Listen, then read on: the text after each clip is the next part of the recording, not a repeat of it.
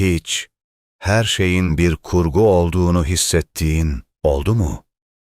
O, çok tanıdık gelen dejavu hissi. Sanki aynı anı daha önce yaşamışsın, aynı diyaloğu daha önce duymuşsun gibi. Modern psikoloji buna beynin bir oyunu der. Peki ya yanılıyorlarsa? Ya hissettiğin o gariplik beyninin bir hatası değil de, içinde yaşadığın sistemin kodlarındaki bir takılmaysa? 2003 yılında Oxford Üniversitesi'nden saygın bir filozof, tüm bilim ve felsefe dünyasını sarsan bir makale yayımladı. Basit bir mantık yürütmeyle, şu an gerçek sandığın her şeyin, ellerinin, odanın, hatta anılarının bile devasa bir bilgisayar programından ibaret olma ihtimalinin, gerçek olma ihtimalinden çok daha yüksek olduğunu matematiksel olarak kanıtladı.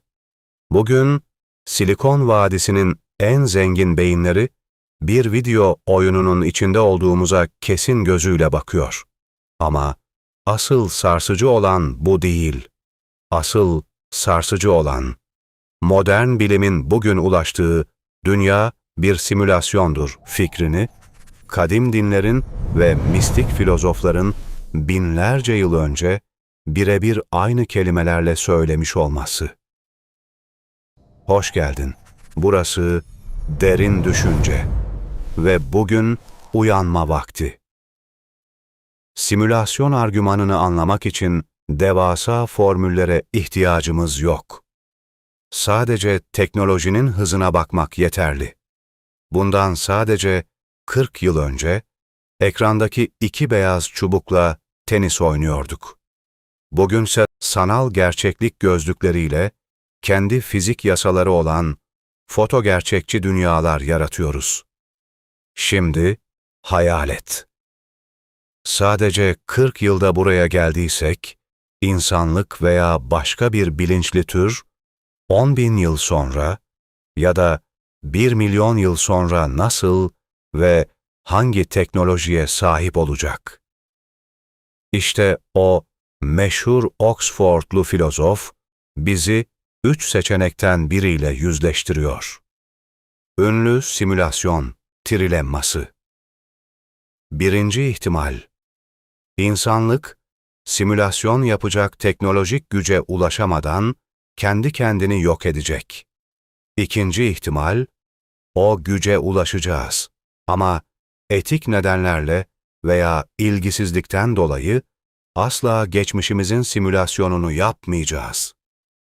Ve üçüncü ihtimal. Eğer ilk iki ihtimal yanlışsa, yani gelişmiş bir medeniyet kendi atalarının simülasyonunu yaparsa, bunu sadece bir kere yapmaz. Milyarlarca, trilyonlarca simülasyon evreni yaratırlar.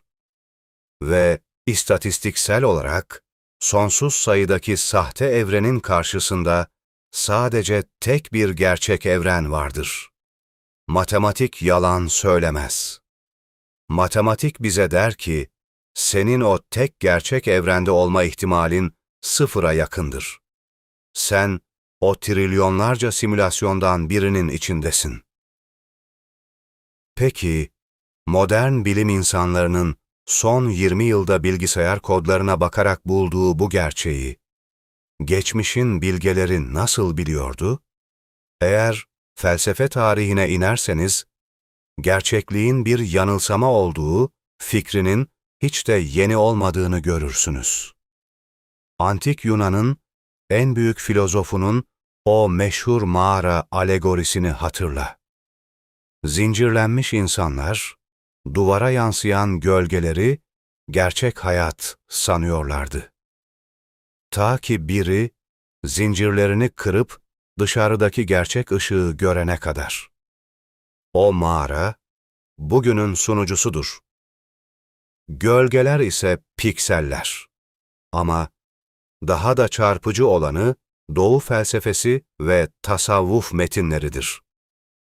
12. yüzyılda yaşamış ünlü bir Endülüslü Sufi düşünür, İbni Arabi, yüzlerce yıl önce yazdığı şu cümleye dikkat et.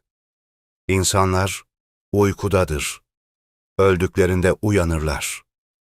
Ve anlarlar ki, yaşadıklarını sandıkları dünya, bir rüya içinde rüyadır. Rüya içinde rüya.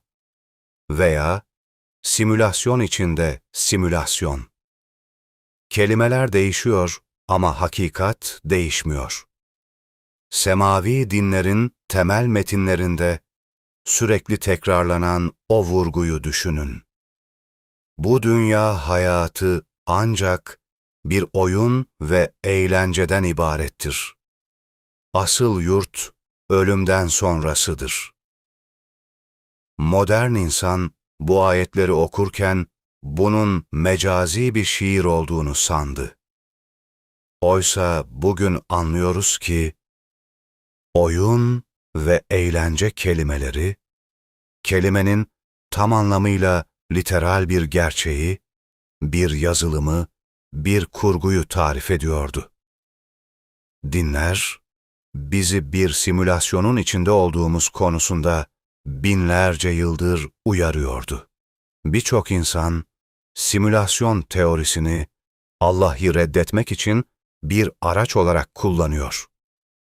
Evreni Allah yaratmadı, üst boyutlardaki uzaylılar kodladı diyerek rahatlıyorlar.